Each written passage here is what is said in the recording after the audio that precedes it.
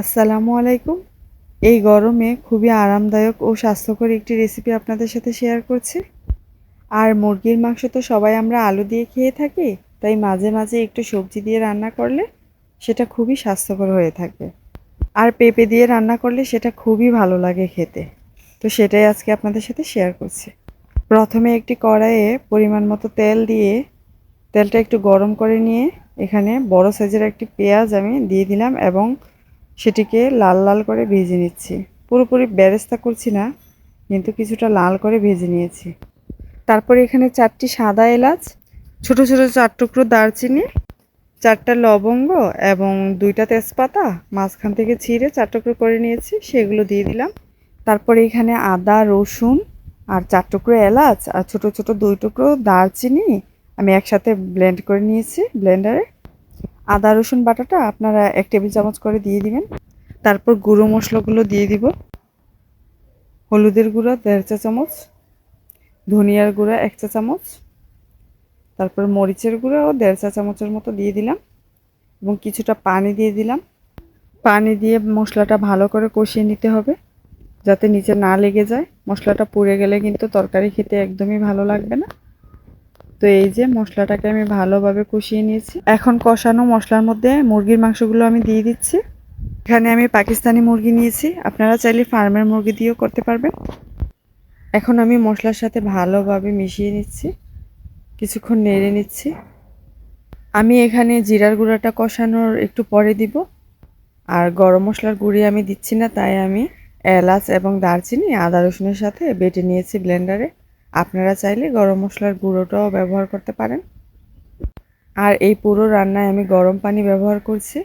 এখন অল্প কিছু পানি দিয়ে আমি মাংসটা কষিয়ে নিচ্ছি। তরকারির মশলা এবং তরকারি যত কষানো হবে তরকারি খেতেও একটু ভালো হবে। তো প্রায় 10 মিনিট পরে আমি ঢাকনাটা খুলে একটু উল্টে পাল্টে নেড়ে দিচ্ছি যাতে সব জায়গায় একসাথে সমানভাবে কুকড হয়। তো এই পর্যায়ে অল্প কিছু কাঁচা পেঁয়াজ দিয়ে দিলাম এবং পেঁপেগুলোও দিয়ে দিচ্ছি। পেঁপেটা দিলে মাংসটাও তাড়াতাড়ি সিদ্ধ হবে এবং পেঁপেগুলোও সিদ্ধ হয়ে যাবে কষানোর সাথেই।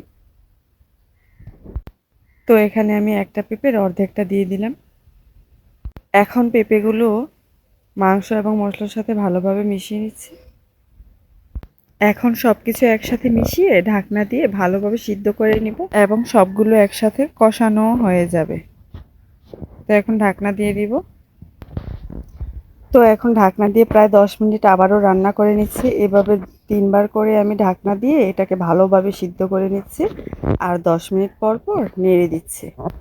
এই পর্যায়ে আমি জিরা গুঁড়া দিয়ে দিলাম। আমি প্রথমে জিরা গুঁড়া দেইনি, এগুলো হচ্ছে টালা জিরা গুঁড়া, 1 চা চামচ দিয়ে দিলাম। জিরা গুঁড়াটা দিয়ে ঢাকনা দিয়ে আবারও 5 মিনিট রেখে দিয়েছি। এখন তরকারিটা ভালোভাবে সিদ্ধও হয়ে গেছে এবং কষানো হয়ে গেছে। তো এখন আমি ঝোলের পানি দিয়ে দিচ্ছি। এটা যেহেতু পেঁপে দিয়ে মুরগির মাংসের ঝোল করতেছি, তাই আমি ঝোলটা একটু বেশি দিব এবং ঝোল ঝোল রাখবো। তো ঝোল দিয়ে আমি ঝোলটা একটু কিছুক্ষণ ফুটিয়ে নিচ্ছি যাতে ঝোলটা খেতে পানসে না লাগে। এখানে আমি গরম পানি ব্যবহার করেছি, আপনারাও চেষ্টা করবেন তরকারিতে গরম পানি ব্যবহার করার জন্য। তো 10 মিনিট জাল করে নেওয়ার পরে আমি চুলাটা অফ করে দিলাম। এই তো আমার রান্নাটা কমপ্লিট হয়ে গেছে। তো আমার রান্নাটা কেমন হয়েছে কমেন্ট করে জানাতে ভুলবেন না। আর রান্নাটি ভালো লেগে থাকলে লাইক, কমেন্ট এবং শেয়ার করে দিন।